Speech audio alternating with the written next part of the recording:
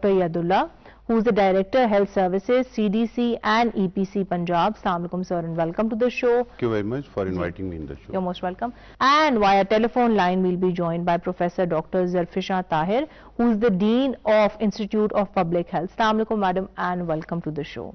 Thank you.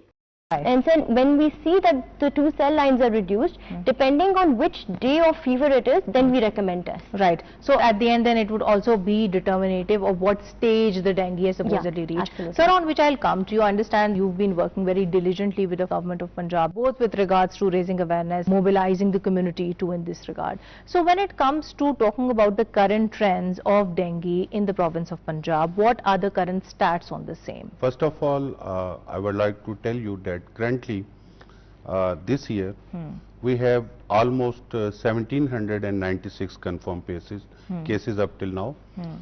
Number one is Lahore with more than 500 cases.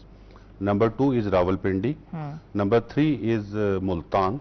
Number four is Faisalabad. Number five is Shekhupura. Number six is Gujranwala. Right. For the last 5 years, we have seen the trend, and these 6 mega cities are mostly affected by the dengue. Why so, sir? Because of the urbanization, because of the congested homes, because of more vector in these areas, And also climatic changes. and climatic early changes. Yes. Because the global phenomena of the climatic changes, because as we saw, early monsoon this year Exactly. Even and last up year, till sir. now, yes, even last year, the worst flood we saw. Exactly. And up till now, more than 1100 millimeter rain has been recorded in just Lahore. Definitely, you can see where is the collection of the water. There are the chances of more vector borne diseases basically, especially like that of dengue. Yeah. Sir, in this regard, you've raised a very valid point on which I would want you to deliberate further. Climatic changes, as we all understand, they have contributed to this increased burden of dengue. But then the question is that how well adaptive are our strategies so as to better adjust to these climatic changes, because this is something which is here to stay. Just to tell you a brief analysis of the world situation, dengue has turned to be a pandemic disease. We have seen more than 142 countries which have reported that dengue. Just I will give you 3 current examples. Right. Number one, Bangladesh at the moment is passing through the worst epidemic. There till now more than 1 lakh patients have been reported and more than 650 deaths have occurred. Second is the example of Sri Lankans, which came in 2011 to teach us, you remember. That is the most tropical area. Up till now they have got more than 60,000 patients and more than 40 deaths. Third is the example of India. India, more than 38,000 positive cases and more than 38 deaths.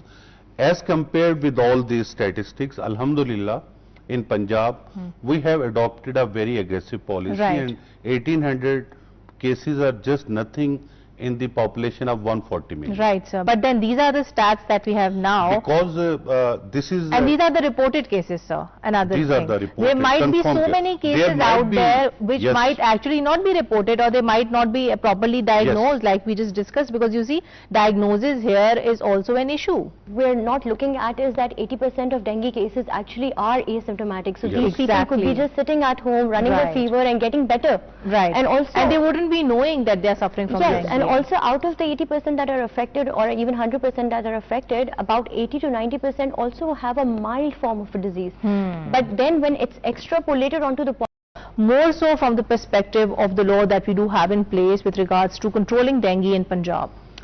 Thank you very much. As you know that for the controlling, since the worst epidemic we saw in 2011, the government of Punjab have worked very diligently on the dengue, and we have made the proper SOPs. We used to redesign it and refine it. Just in 2023 we made the new SOPs with the help of 46 departments. All the departments of government of Punjab are playing role in it. And we have also formulated the Dengue Regulation Act. According to these Act, we give the legal powers to our environment inspectors, to our entomologists and other CDC officers who visited, And if first time the dengue larva is positive, they give you a warning. Right. If second time the dengue larva is positive, then they give you a legal notice. And if third time at the same place the dengue larva is positive, they can launch an FIR and they can seal your premises. So I'm very glad then that to set the record straight, you have actually outlined that we do have this law in place, which is at least on paper very progressive, so as to actually help us curb the spread. But when it comes to properly implementing this law, what are the measures that have been taken? Have any measures actually been taken against those who actually violate these provisions? Obviously, we have made the system. For example, I told you 2 days back, the Kot Lakhpat Factory Association owners and all the union, they came to our minister. They said that a lot of FIRs and premises have been sealed in our area because of repeated warning. Right. Then we made an SOP. We asked them, you nominate one of your officer, Right. to whom first we will give training. Secondly, our teams will visit with them. So transparency of the law must be maintained. Right, sir. To which you wanted to add something, because I'm sure you have been working with the Pakistan Society of Internal Medicine, and you would have your own narrative to add here. How important it is then. On average, how cognizant, how aware do you find an average Pakistani to be when it comes to knowing about the disease, when it comes to fighting of the same, when it comes to even, for that matter, you know, working towards its prevention? As Pakistani people, I think we're very resilient. Working with the government of Punjab, the aim of which is to make the average person out there more aware about dengue, what the disease is about and how to identify the symptoms. So how does this software practically work, and does it in any way also facilitate a person's access to the healthcare system, because there might be people out there who might not be able to rush to the hospitals immediately?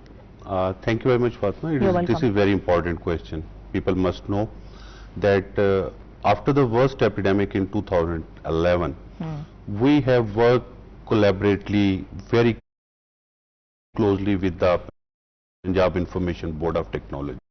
This is a paperless program.